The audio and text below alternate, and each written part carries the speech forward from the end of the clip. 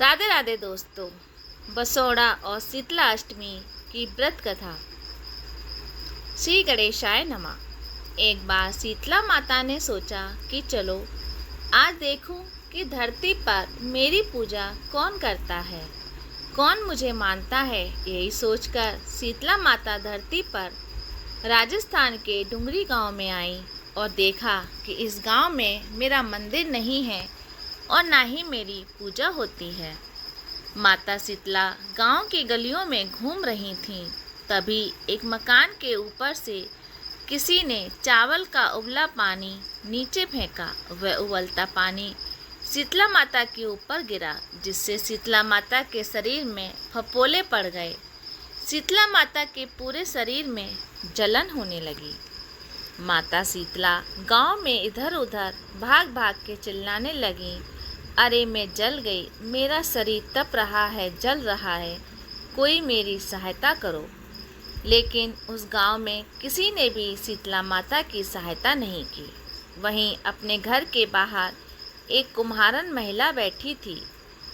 उस कुम्हारन ने देखा कि अरे ये बूढ़ी माई तो बहुत जल गई है, इसके पूरे शरीर में तपन है, इसके पूरे शरीर में फफोले पड़ गए हैं, ये तपन सहन नहीं कर सकी। तब उस कुम्हारन ने कहा कि हे माँ, तू यहाँ आकर बैठ जा, मैं तेरे शरीर के ऊपर ठंडा ठंडा पानी डालती हूँ। कुम्हारन ने उस बूढ़ी माई पर खूब ठंडा पानी डाला और बोली कि हे माँ, मेरे घर में रात की बनी हुई राबड़ी रखी है, थोड़ा दही भी है, तू दही रबड़ी खा ले।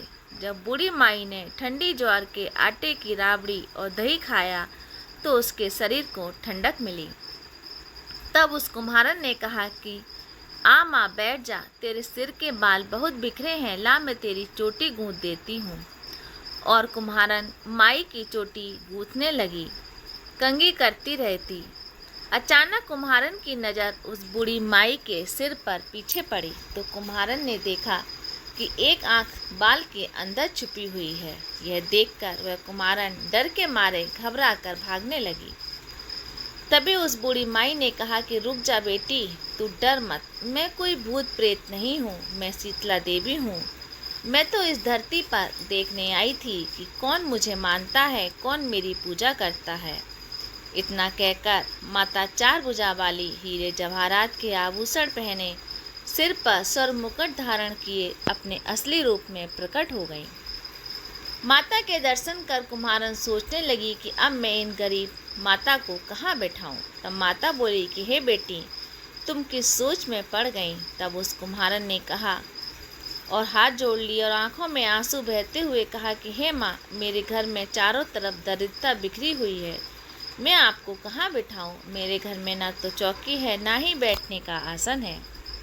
तब शीतला माता प्रसन्न होकर उस कुम्हारन के घर पर खड़े हुए गधे पर बैठकर एक हाथ में झाड़ू, दूसरे हाथ में डलिया लेकर उस कुम्हारन के घर की दरिद्रता को झाड़कर डलिया में फेंक दिया।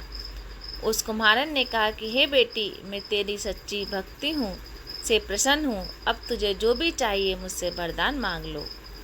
तब कुम्हारन ने हाथ जोड़कर कहा कि हे माता, मेरी इच्छा है कि आप इसी डुंगरी गांव में स्थापित होकर यहीं पर निवास करें, और जिस प्रकार आपने मेरे घर की दरिद्रता को अपने झाड़ू से साफ कर दिया, ऐसे ही आपको जो भी भक्त होली के बाद की सप्तमी को भक्ति भाव से पूजा कर अष्टमी के दिन आपको ठंडा जल, दही व बासी ठंडा भोजन चढ़ाए, उसके घर की दरिद्रता को दूर करना एवं आपकी पूजा करने वाली महिला का अखंड सुहाग रखना, उसकी गोद हमेशा भरी रखना। साथ ही जो पुरुष शीतला अष्टमी को नाई के यहाँ बाल ना कटवाने, धोबी को कपड़े धुलने ना दें और पुरुष भी आप पर ठंडा जल चढ़ाकर, नारियल फूल चढ़ाकर परिवार सहित ठंडा बासी भोजन करें, इससे आपके काम धंधे में कभी भी दरिद्रता ना आए।